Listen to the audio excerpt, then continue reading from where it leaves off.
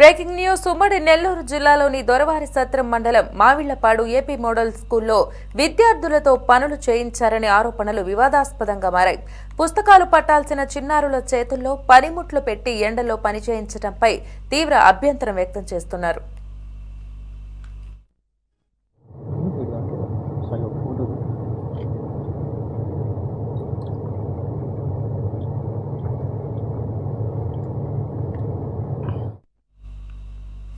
విద్యార్థుల ఆరోగ్యం భద్రతను ప్రమాదంలోకి నెట్టారని, ఇలాంటి చర్యలు ప్రభుత్వ పాఠశాలల్లో చోటు చేసుకోవడం ఆందోళనకరమని తల్లిదండ్రులు మండిపడ్డారు.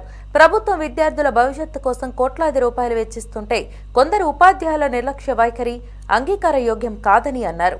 ఘటనపై వెంటనే సమగ్ర విచారణ నిర్వహించి బాధ్యులపై చర్యలు తీసుకోవాలని, అవసరమైతే ఈ విషయాన్ని విద్యాశాఖ మంత్రి నారా లోకేష్ దృష్టికి కూడా తీసుకెళ్తామని తల్లిదండ్రులు హెచ్చరించారు.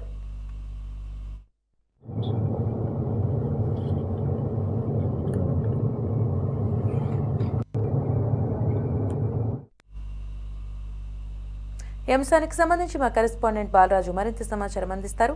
బాలరాజు, ఈ ఘటనపై అప్డేట్స్ ఏంటి తెలియజేయండి.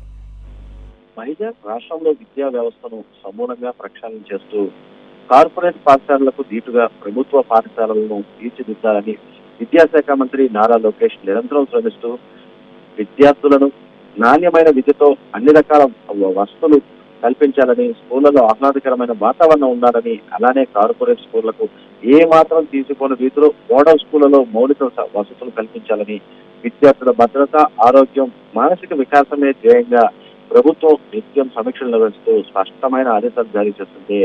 మంత్రి నారా లోకేష్ ఆశయాలకు, ప్రభుత్వ లక్ష్యాలకు క్షేత్రస్థాయిలో కొందరు ఉపాధ్యాయులు తీవ్రంగా గండిపోతున్నారు. విద్యార్థులను భావి భారత పౌరులుగా తీర్చిదిద్దాల్సిన ఉపాధ్యాయులే మానవత్వాన్ని మర్చిపోయి ప్రవర్తించిన తీరు ఇప్పుడు ఉమ్మడి నెల్లూరు జిల్లా వ్యాప్తంగా చర్చనీయాంశంగా మారింది. దొరవారి సత్రం మండలం మావిళ్లపాడులో ఉదయం నుంచే బాణుడి బగబగలతో ఎండ తీవ్రత అధికంగా ఉంది. అటువంటి పరిస్థితులలో విద్యార్థులను తరగతి గదుల్లో కూర్చోబెట్టి పాఠాలు చెప్పాల్సింది పోయి ఏపీ మోడల్ స్కూల్లో మంచి ఎర్రటెండలో మండుతున్న వేడిని కూడా లెక్క చేయకుండా చిన్నారి విద్యార్థులచే సున్నం చదించడం, ఆవరణ పరిశుభ్రం చేయించడం వంటి పనులు చేయించారు. పుస్తకాలు పట్టాల్సిన ఆ పసి కేసులతో పనిముట్లు పట్టించి ఎర్రటి ఎండలో నిలబెట్టి కూలీలు చేయాల్సిన పనులన్నింటినీ కూడా విద్యార్థులు చేయించడం తీవ్ర మానవతా రాహిత్యానికి అర్థం పడుతుంది. ఈ ఎండల తీవ్రతకు పసిపిల్లలు వడదెబ్బకు కూరై అస్వస్థతకు లోనైతే బాధ్యత ఎవరు వహిస్తారని అక్కడ ఉపాధ్యాయులకు కనీస ప్రాథమిక స్పృహ బాధ్యత కూడా లేకపోవడంపై తల్లిదండ్రులు, విద్యావేత్తలు మండిపడుతున్నారు. విద్యార్థుల భద్రతను, ఆరోగ్యాన్ని పూర్తిగా విస్మరించి ఉపాధ్యాయులు ఇలా ప్రవర్తించడం స్థానికులు సైతం ఆగ్రహం వ్యక్తం చేస్తున్నారు. ప్రభుత్వం కోట్లాది రూపాయలు కేటాయిస్తూ విద్యార్థుల భవిష్యత్తు కోసం నిరంతరం కృషి చేస్తుంటే క్షేత్ర స్థాయిలో ఉన్న కొంతమంది ఉపాధ్యాయులు ఇలా నిర్లక్ష్య వైఖరి వల్ల విద్యాశాఖకు, ప్రభుత్వానికి కూడా చెడ్డ పేరు వస్తుంది.